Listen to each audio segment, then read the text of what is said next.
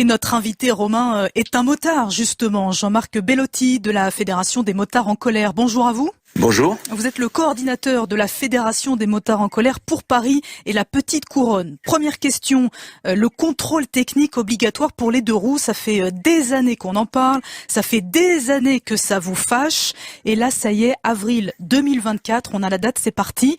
Est-ce que cette fois vous rendez les armes, Jean-Marc Bellotti ? Ah, pas du tout, on ne rend jamais les armes, au contraire.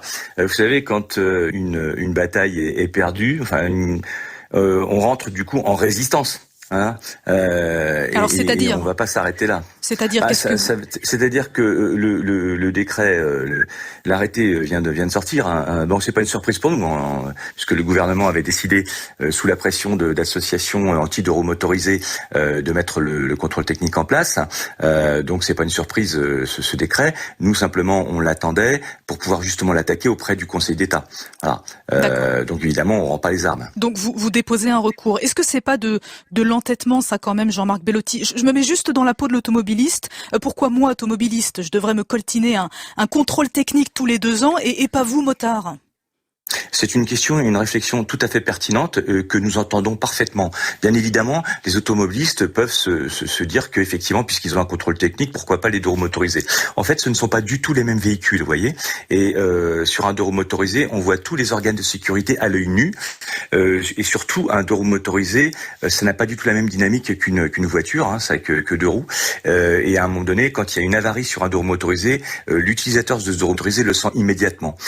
Par ailleurs, lorsque pour les voitures, on a mis en place un contrôle technique, dans les années 90, il y avait 16% d'accidents dus au mauvais état du véhicule. En moto ou en deux roues motorisé, c'est 0,3% d'accidents dus au mauvais état du véhicule. C'est-à-dire que le mauvais état du véhicule n'intervient pratiquement en rien dans l'accidentologie du deux roues motorisé. Derrière ce débat sur le contrôle technique, il y a tout un débat finalement autour des deux roues, hein. Boulogne-Billancourt qui va passer au stationnement payant pour les deux roues, comme à Paris, comme le Kremlin-Bicêtre aussi depuis le 1er juin. Il y a de moins en moins de tolérance globalement aussi pour les scooters et les motos qui se garent sur les trottoirs. Est-ce que vous trouvez qu'on tape trop sur les motos ? Vous savez, c'est une habitude chez nous de se faire taper dessus. Parce que vous savez, les motards, les usagers de avant on disait motards. Aujourd'hui on dit usagers de deux roues motorisées parce qu'il y a aussi beaucoup de scooters en ville. On a l'habitude depuis les années 50 d'endosser l'image des mauvais garçons, des blousons noirs, des voyous. Donc les scooters ont nui. Vous voulez dire que les scooters ont nui à votre image, c'est ça ? Non, pas du tout, pas du tout. Les scooters n'ont pas forcément nuit à notre image. Vous savez, des bons comportements et des mauvais comportements, il y en a chez tout le monde. Les cyclistes, automobilistes, scooters, motards. Non, c'est pas ça. C'est que, en fait, aujourd'hui, on bénéficie, enfin, on a une mauvaise image, mais c'est pas de maintenant. C'est depuis que la moto existe en réalité. Mais ce qui est quand même assez incroyable, c'est qu'il y a un peu un haro sur la bête au niveau des usagers de roues motorisées, alors qu'on nous parle systématiquement en ville, tous les jours, de mobilité. Or, le deux roues motorisé est une excellente solution de mobilité. Et on ne comprend pas pourquoi le deux roues motorisé était aussi attaqué. Alors, évidemment, le vélo est la meilleure solution de mobilité en ville, quand on n'habite pas très loin. Mais le deux roues motorisé, pour des gens qui sont en banlieue, que les gens qui ont des horaires décalés, des gens qui sont dans des endroits enclavés où il n'y a pas assez de transport en commun, eh bien, il vaut mieux prendre un deux roues motorisé qu'une voiture. Et il faut savoir qu'en ville, notamment dans les grandes villes, eh bien, les scooters sont des automobilistes qui sont passés de la voiture, qui ont abandonné la voiture pour passer au scooter. Et ça, c'est toujours mieux en termes de mobilité. Et c'est ce que les élus ne veulent pas comprendre. C'est assez incroyable quand même. Après, je vous pose la même question que tout à l'heure, Jean-Marc Bellotti. Pourquoi ce serait payant pour les voitures de stationner et pas pour les motos? La moto aussi, ça prend de la place. Le scooter aussi, ça prend de la place. Beaucoup moins de place. C'est-à-dire que dans une place de voiture, on va mettre 4 deux roues motorisées. Oui, mais bon, une Smart tient moins de place qu'une autre voiture et pour autant, tout le monde paye pareil. Oui, d'accord. Sauf que une Smart, là, c'était assez exceptionnel. Effectivement, une Smart, c'est 2 places. Mais un deux roues motorisé, en général, vous remarquez bien quand même que dans la vraie vie, les gens ne viennent pas travailler avec des Smart dans les grandes villes. Les gens viennent souvent travailler avec des grosses voitures qui ont 5 places et ils sont seuls dedans. Alors nous, on n'est pas là pour stigmatiser les automobilistes puisqu'ils font ce qu'ils peuvent, hein. On est bien d'accord. Mais en réalité, les deux roues motorisées prennent beaucoup moins de place qu'une voiture parce que tout le monde ne roule pas en Smart à même distance. France, un deux roues motorisé va rouler beaucoup moins longtemps qu'une voiture et même qu'une Smart parce qu'ils sont pas soumis aux bouchons. Donc, et écologiquement et pratiquement, le deux roues motorisé apporte une vraie solution. Ouais. Vous voyez, et qu'on verbalise ou qu'on en retire les deux roues motorisés qui sont sur les trottoirs, pourquoi pas? Sauf que pourquoi les deux roues motorisés stationnent sur les trottoirs? Parce que tout simplement, il n'y a pas assez de place de roues motorisées sur la voie publique, sur la rue. Et Boulogne-Billancourt. Les villes ne se sont pas adaptées. On parlait justement de Boulogne-Billancourt. Excusez-moi, Jean-Marc Bellotti, je voulais quand même le préciser. Boulogne-Billancourt va créer des places justement spécifiques pour les deux roues.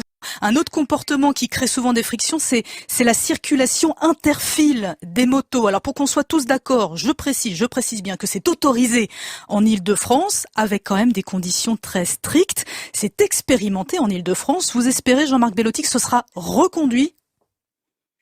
Oui, bien évidemment, parce que avoir un deux roues motorisé, enfin circuler avec un deux roues motorisé et ne pas pouvoir faire de l'interfile, c'est aberrant.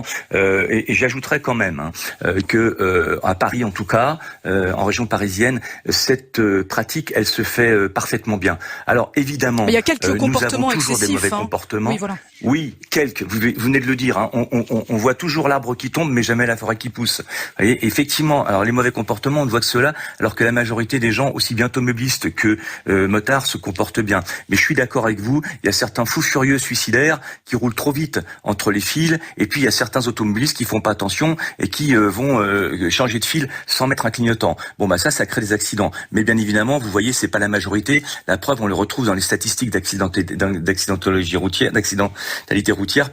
Il y a assez peu d'accidents dans l'interfile, alors que ça apporte une pratique, c'est très pratique.